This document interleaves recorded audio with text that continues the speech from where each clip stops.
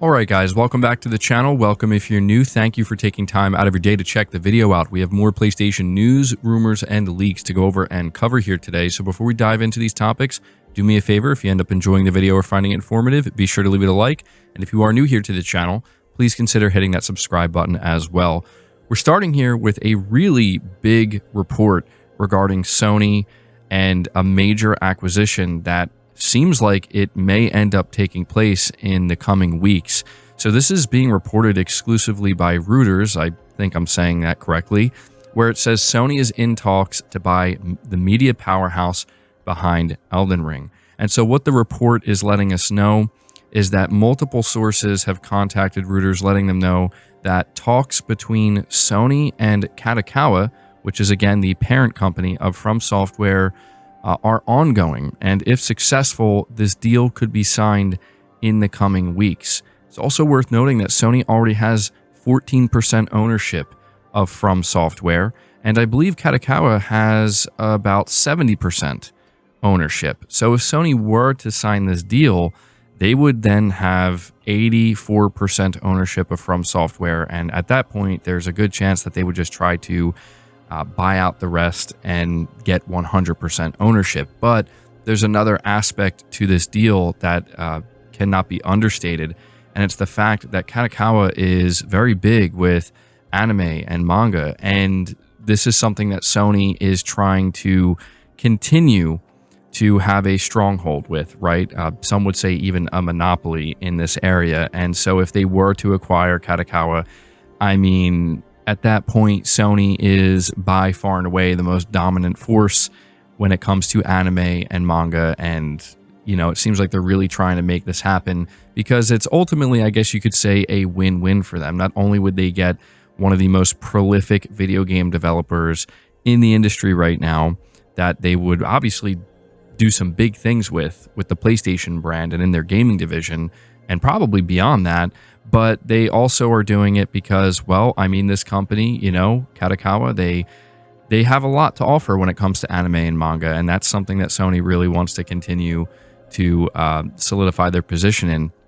But yeah, this is pretty huge, right? We've heard rumors about this in the past, but what's interesting about this one in particular is it's coming from a reputable source, and they're claiming that they've had multiple sources come to them with this information, and that if the talks go well, this is something that will be done in the next couple of weeks. But we do have to understand that when it comes to these rumors of acquisitions, they can fall through, right? It's worth noting that nothing is done, nothing is official. These are just rumblings of what's going on behind the scenes, and for all we know, the actual reporting of this rumor could be what ends up kind of stopping it and halting it, right? That's kind of the nature of acquisitions. They're very much in this place of at any moment it could fall through. So yeah, I mean, before I move on to the next topic, I will just say that this would be, I feel, pretty huge specifically for PlayStation, right? I mean, obviously for Sony,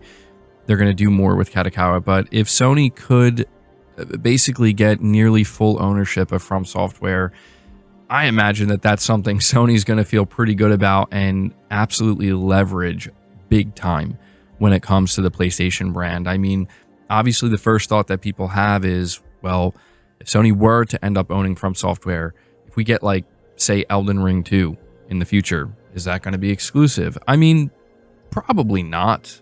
I don't know. It's 50-50, right? Maybe it will be, maybe it won't be, but it does seem like something that Sony would definitely want. And you also think about Bloodborne. I think a lot of people see something like this and they immediately think, oh, there we go. We're Bloodborne's in our future. But, we don't want to jump the gun here. We got to wait to see what ends up happening. But this is the big report that's making the rounds today regarding Sony. And I will say an acquisition like this makes a lot of sense after seeing what occurred with Bungie and, studios like Firewalk, where they just shut them down. Buying a company like Kadokawa, it makes a lot more sense for Sony, right? It's a much safer acquisition, I would say. And I could kind of understand why after a couple of failed acquisitions, there's still this need to maybe get the big one, right? And this could be that for Sony. So there you go. Want to report this to you guys. Let me know your thoughts on that.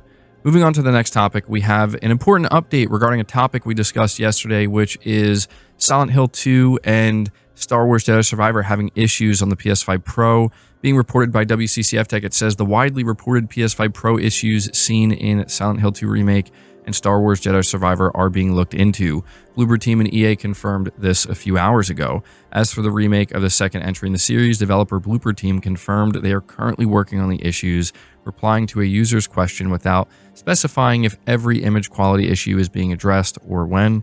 Likewise, Star Wars Jedi Survivor issues have been confirmed to be under active investigation by EA. So this is something I wanted to be sure to report on for you guys, because it's a quick follow-up to what we talked about yesterday, where these are two games that are not looking too great on the Pro, and I was saying that hopefully they're going to address this soon.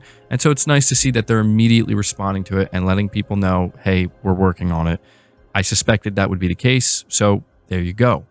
But continuing to talk about the PS5 Pro and kind of continuing to talk about this topic, the big question, why is PSSR seemingly having some issues with some games? Well, commenting on the Reset Error forums in a thread discussing the disappointing Star Wars Jedi Survivor PS5 Pro update, a developer going by the name of Kurlaski commented on the poor image quality produced by PSSR in certain titles, revealing that the difference in image quality between different games is caused by the different versions of the upscaler being used.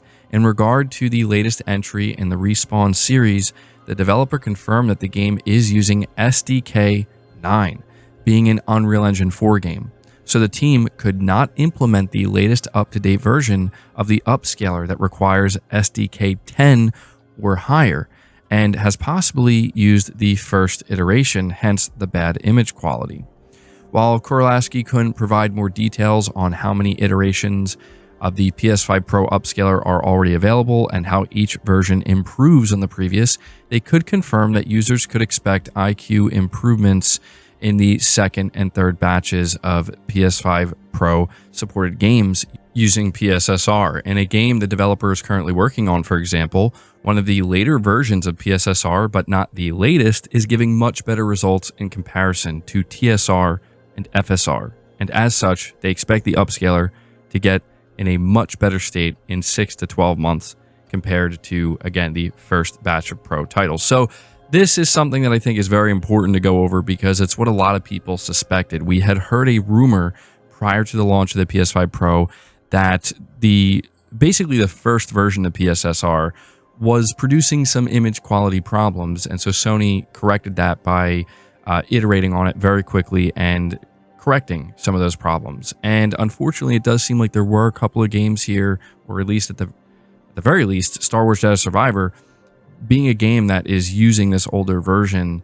And yeah, again, it's not necessarily to make excuses, but it's to understand what we're looking at here, because I think the biggest thing that people want to know is, like, you know, what could be causing this? Why would this be happening? And so it does seem like Sony got a hold of this very quickly by, you know, releasing newer updated versions of PSSR for, you know, the updated SDK. And I assume that this is really the only time we're going to see something like this. But moving on to the next topic here, PS5 exclusives dominate the Game Award 2024 nominees. Today, Jeff Keighley revealed the Game Award 2024 nominees for all categories. PlayStation looks poised to have a good year, as current PS5 exclusives are included in many of the categories, including Game of the Year.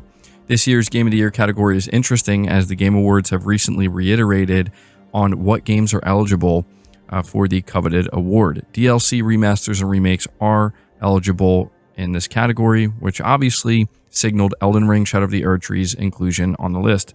Despite the controversy, PlayStation looks to be doing well. 3 current PS5 exclusives are included in Game of the Year: Astro Bot, Black Myth Wukong, and Final Fantasy VII Rebirth all made the list. And so, yeah, it's pretty, I would say pretty not surprising, I guess, at this point. Sony seems to always have quite a few of their games nominated every year. And Astro Bot has quite a few nominations, and so does Final Fantasy VII Rebirth. Astrobot is the title that I would say is most significant because that is a first-party exclusive, made by PlayStation Studios. But Helldivers 2 was on there a couple of times as well. Silent Hill 2 got quite a few nominations, so there you go. But just to kind of close out this topic, it's worth noting that Sony has had a first-party title nominated for Game of the Year 10 times in a row now. So it's been 10 straight years of a PlayStation first-party game being nominated for Game of the Year. So I'll run down the list very quickly. In 2015, it was Bloodborne. 2016, Uncharted 4: Thief's End. 2017, Horizon Zero Dawn. 2018, both God of War and Spider-Man, with God of War winning. 2019, Death Stranding. 2020, Ghost of Tsushima and The Last of Us Part 2, with The Last of Us Part 2 winning. 2021, Ratchet & Clank Rift Apart. 2022, God of War Ragnarok and Horizon Forbidden West. 2023, Marvel Spider-Man 2, and now with 2024, Astrobot. So honestly, a really, really impressive run here. I don't think the Game Awards are as big of a deal as some people make them sound. They're not the end-all, be-all. But there's no denying that, having a first-party game nominated for 10 years straight, that's a pretty good record, I would say. That's definitely not an easy feat to achieve. But there you go. Just wanted to let you guys know about this and kind of cover these topics. So that's going to do it for the video. I hope you enjoyed it. I hope you found it informative. If you did, leave it a like, subscribe if you're new, hit the bell notification icon, and feel free to share the video out on top of all that. But until next time, guys, take care.